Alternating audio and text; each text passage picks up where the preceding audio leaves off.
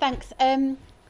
This is part of my broader endeavour. I mean, I do a lot of different kinds of work in relationship to ageing and dementia, but this is part of a critical endeavour, I guess, to think through the kind of ideological work that ideas about ageing and dementia perform in kind of contemporary cultural discourses. It's a reading of a novel which you may or may not have read. You probably may or may not want to read it after I've talked about it. You may not want to give her any more money than she already has. Okay, so Lionel Shriver's dystopian satire, The Mandibles, A Family, 2029 to 2047, is deeply preoccupied with ageing and impairment, persistently linking the impact of an older, economically unproductive population and the care needs of people with dementia to its envisioning of the financial ruin of the USA and the end of its global hegemony. The novel charts the trajectory of the privileged, educated and middle-class Mandible family through a series of economic and political crises that serve to test their surface liberalism to the limits. From the outset, the narrative foregrounds the racial dimensions of the social and economic forces that underpin its imagined history of the USA, particularly in its playing out of populist anxieties about the growing dominance of the Hispanic population. It's a kind of novel for Trump. The articulation of class, race and gender in the care economy and the inequalities that characterise the delivery and receipt of care are central components in the narrative. We can see in the following passage up there, focalised through Willing, ultimate saviour of the initially disparate and disunified Mandible clan, this passage encapsulates the notion of dependency as the greatest threat to the capacity of both the nation in general and the Mandible family in particular to endure the economic crisis. So it's here. The biggest issue was depends. They long before ran out of adult diapers. While Willing often brought old sheets, bedspreads and worn-out clothes from the trash of people whose houses had been foreclosed upon, the scrounged fabric was limited. His grandparents had inevitably to wash and reuse Luella's swaddling. Unpleasant. It was as if the dementia was contagious. No one made beds or picked up or took out the garbage. They hardly cooked, and there were no meal times. So this is about Luella, who is his great-grandfather Douglas's second wife, and who, it becomes important, is Afro-American. So having previously described Luella as an, quote, expensive doorstop whose continued life helps to explain what happened, Willing's discourse here presents her dementia as a form of contamination that infects the behaviour of everyone around her, depleting them of the energy they require to survive. The explicit association between Luella's needs and the damaging apathy that overtakes her carers is figured as a microcosm of the broader social disintegration that the story describes, wherein conventional modes of social behaviour buckle under the pressure of an unsustainable economic model. In keeping with Willing's earlier assertion that it would be better to shoot people like that, the capacity of the family to survive the Great Depression is facilitated by Douglas's decision to shoot Luella and himself prior to their forced migration from the city to the country at the height of the crisis. As this implies, the long-term survival of the family is overseen by the prescient Willing and is contingent upon the eradication of its most burdensome members. I'm always interested in literary texts, and you get a lot of this, and I think in the post-First World War period, where people take themselves out of the picture for the social good, and that's exactly what's happening here.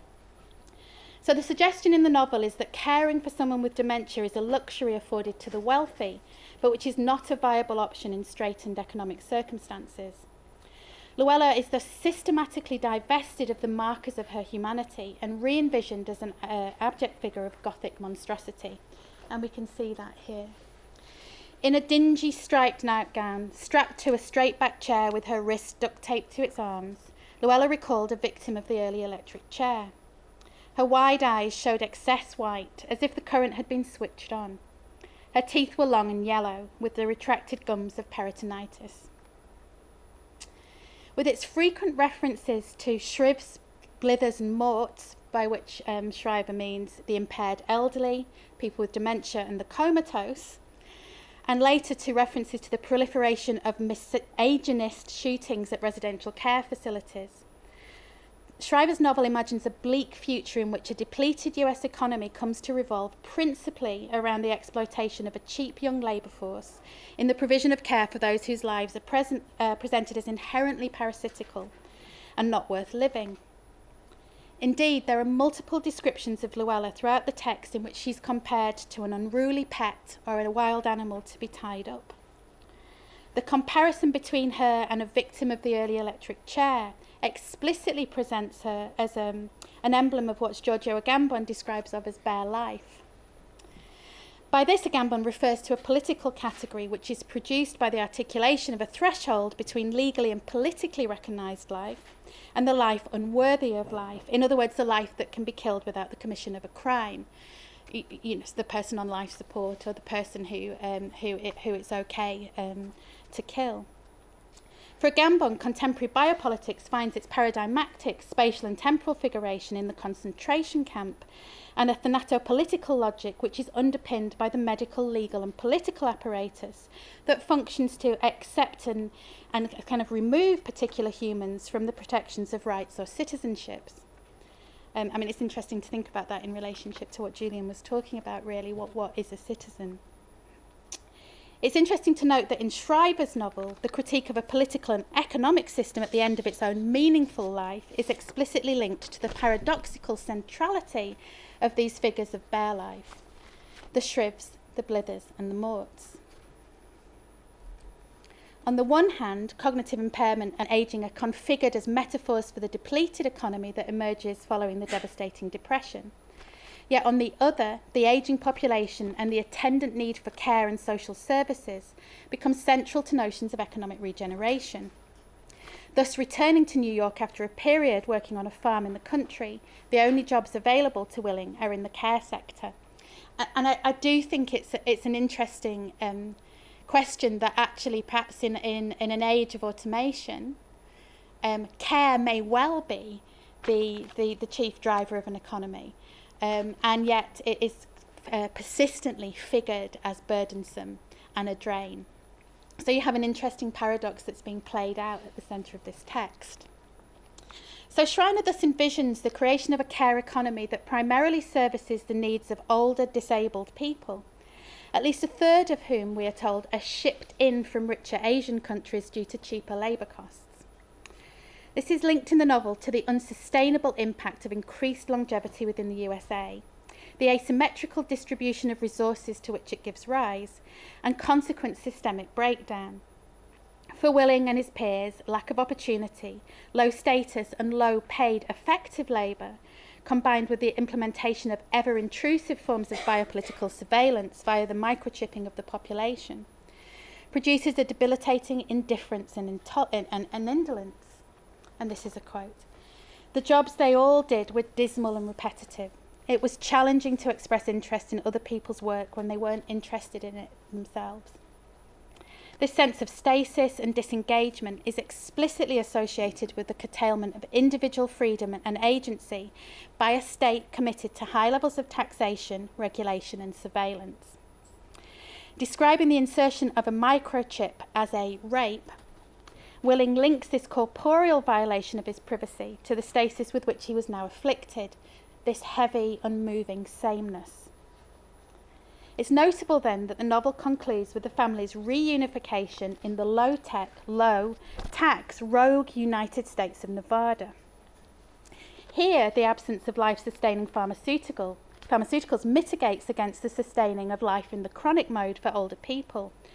And here you see the absence of automation stimulating the labour market. So even technologically, there don't happen to be any robe plants within its borders, so there are no robots in the USN yet. So as the existing robes break down, they're replaced by human employees. It's not an answer in the long run. Someone's bound to manufacture the bastards in due course. But in the short term, loss of automation has really helped the labour market. You'll see there's plenty of work here, though it's either big and low skilled and often physical. Obviously, I'm not saying this in the right accent.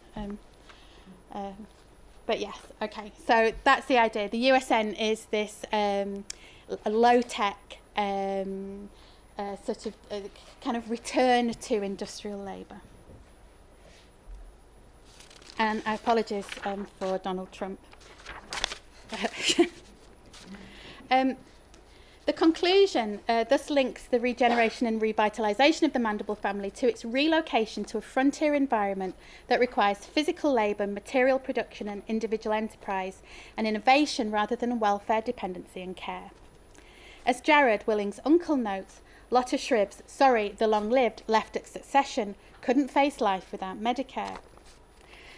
So the novel's initial depiction of the family as one of entrenched privilege, sustained by the promise of inherited wealth, is superseded by a vision of entrepreneurial guile and independence.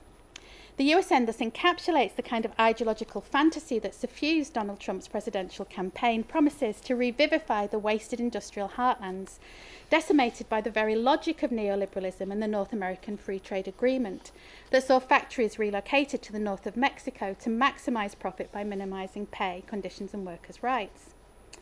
So Shriver's novel thus orients its dystopic reflection on the present day around the notion of a surplus humanity in the shape of an ageing and economically unproductive population. So, if we follow Frederick Jameson in viewing literary fiction as a socially symbolic act, then we can view the Mandibles as symptomatic of current debates about ageing, disability and dementia, and the current appropriation of these categories in political arguments about economic sustainability and the allocation of limited resource. The novel finds its contemporary reference points in popular figurations of older people and baby boomers as a, quote, silver tsunami, who are either presented as enjoying unfair levels of prosperity and economic well-being, while the younger generations struggle to find stable employment or housing, or whose chronic health needs are presented as an intolerable drain on finite resources. In this country, we have the bed blocker in the NHS that just impedes the movement of people through the health service, and that's tied up with ideas of ageing.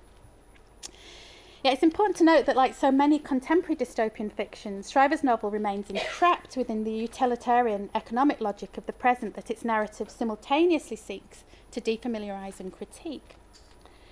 As Jameson notes in his discussion of the utopian tradition in Archaeologies of the Future, late capitalism seems to have no natural enemies, in that the body of utopian fiction that he's talking about often assumes the, quote, invincible universality of capitalism and therefore the inconceivability of an alternative socially and economically egalitarian system. So in a lot of dystopian texts, they remain trapped within the logic that they're trying to challenge. So it's important that Shriver's novel links the future of the family to a return to a highly romanticised image of the past, a world of physical labour and individual guile in which families, rather than the state, manage their own interests and look after their own. Her envisioning of an ageing, impaired and comatose population whose needs presage the end of empire and US global hegemony and strangle a declining economy may well operate as a satirical nod in the direction of John Quiggin's critique of the zombie economics and misplaced faith in deregulated market forces that contributed to the financial crisis of 2008. Figures of the living dead certainly dominate the imaginative terrain of the novel. Equally, the imaginary resolution of the real contradictions with which the narrative engages in the wild open spaces of an unfettered United States of Nevada may well be tongue-in-cheek. However, regardless of the encoded ambivalence of the mocking double-voiced authorial narrative voice, the novel remains in the thrall of a utilitarian model of human value and of the abjection of dependency to which this model gives rise. As Willing's grandfather Carter puts it as he contemplates Luella's joyless existence, lifetime liberal or no, he was inexorably rounding on the view that to have value as a human, you need to be of some earthly use to someone else. I've put that deliberately next to Trump. This view is integral to the narrative and is ceaselessly reiterated in images and descriptions of dementia as human waste. Descriptions of Luella in particular focus on her smearing of excrement, filthy diapers, and indicate a fundamental and excessive horror of vulnerability and impairment at the heart of the text. This is encapsulated in countless and deeply problematic images of her as the embodiment of matter out of place, from her ethnicity in an all-white family as trendily Afro-American, to her marriage breaker status as Douglas's floozy girl Friday, and finally to her incontinence as a, quote, pissing, shitting, shrieking shell. The racialising signifiers in these descriptions are aligned with the broader racialising discourse that underpins the narrative as a whole. It's impossible to extricate the intersection of race, class and gender from the novel's critique of dependency in the care economy. The stagnant, joyless society from which Willing elects to escape is one in which the needs of Asian pensioners are met by violated white men, taking on the roles usually associated with poor women of colour. Luella functions to encapsulate the notion of care and vulnerability as impediments to social and economic regeneration. She's figured as the agent of a destructive contamination that must be excised if the family is to survive and flourish. This view of the dependent person with dementia as fundamentally toxic to the economy, to society and to the family is not challenged in the novel, rather it's assumed. There's no place for the person with dementia in the backward-looking future with which the novel concludes, but there's also no place for a care economy. This is tied to the postulation of the apparently intrinsically abject older adult with dementia as one of the primary causes of the socio-economic problems, rather than their first casualty or most convenient scapegoat. And this dominates our discourse about ageing and dementia. The older population is presented as the cause rather than actually the victim of some of the things that are happening. So Shriver's novel concludes with the death of Nolly, the great aunt and writer, whose accumulation of gold bars is what enables the family to establish themselves in Nevada. So Nolly dies suddenly at 103 in the middle of her daily regimen of 3,000 jumping jacks. As a financially independent older person who dies a swift, clean death without requiring long-term care or financial support, Nolly exemplifies the ethic and ideology of what Katz calls active aging. She keeps moving, literally, to the very end. I put active aging in Google, you get a lot of white middle-class people engaged in strange poses. So the comparison between Nolly's ageing and death and that of Luella is stark, and it's indicative of the utilitarian ethical framework that suffuses the discourse of the novel. For what we see in the juxtaposition of Nolly's sharp, clean death with the mess and desperation of Douglas's welcomed killing of Luella and then of himself is the inconceivability of thinking about dementia and impairment in later life as anything other than burdensome.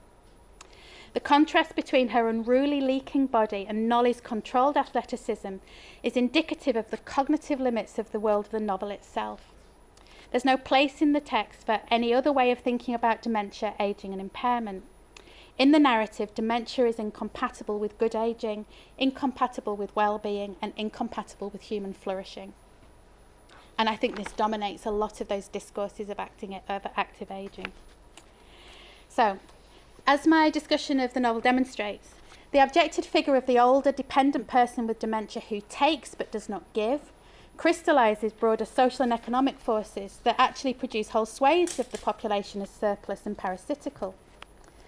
In other words, we're talking about not just the person with dementia, but also, particularly in this country, the disabled benefit scrounger, the refugee, the migrant or the asylum seeker, and also the unemployed person and the unskilled worker.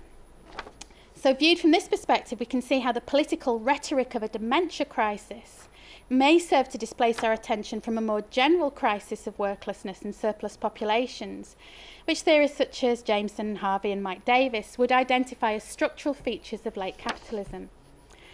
When situated in these broader historical coordinates, the significance of contemporary discourses of dementia, and in particular the configuration of human life in explicitly and often reductively economic terms, take on a type of intensely political resonance that require new ways of thinking about ageing, value and sociality. So I'm concluding. So in both cultural and political spheres, dementia is often configured as a cipher for the current economic crisis. The societal pressures that are apparently caused by ageing, dementia and dependency are presented as the challenges that must be resolved in order to regenerate social life for the rest of the population. This kind of view assumes that the prevention and or cure for age-dependent diseases and disorders is the answer to the economic burden presented by increased longevity. Yeah, of course, the problem with this type of approach is that focusing solely on a promissory discourse of cure or on a vision of active ageing in which independence is maintained, doesn't actually resolve the systemic crisis of worklessness and surplus populations that underpins our present crisis. So in fact, it doesn't resolve it at all. Indeed, such an approach has in turn intensified debates about the relative worth or value of different human lives. Indeed, the recognition of such systemic issues are arguably concealed by the rhetoric of the apocalyptic threat of the silver tsunami or the global dementia challenge. In a sense, this is why Shriver can only resolve her novel by imagining a future which is in fact a thing of the past. In the text, industrial production sustained by manual labour without automation is configured as a panacea for both economic and familial regeneration. The practical impossibility of Shriver's romantic and regressive ending bespeaks the difficulty we have in resolving this structural crisis, particularly if we seek to do so by falling back on the kind of neoliberal fantasy of the low-tax, stripped-back state that underpins the crisis in the first place.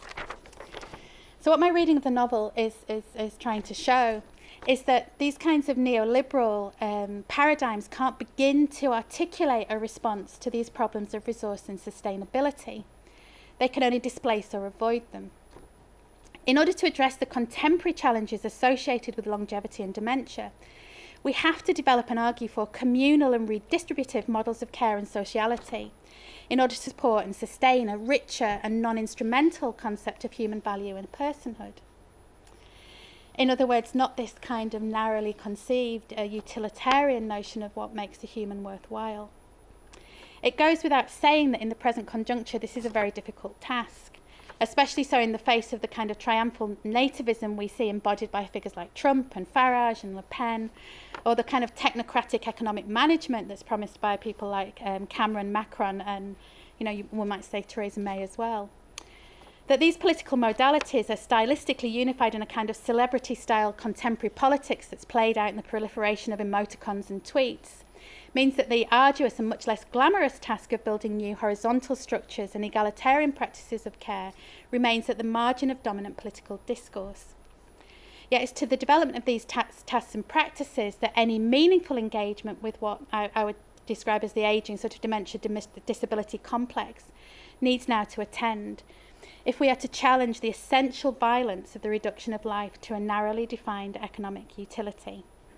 And I would say, in conclusion, that I think perhaps the reason why the turn to creative methodologies and to art in relationship to dementia care is one of the ways in which we might do that, because we can begin to sort of recognise and applaud the kind of non-instrumentalist value of creativity itself.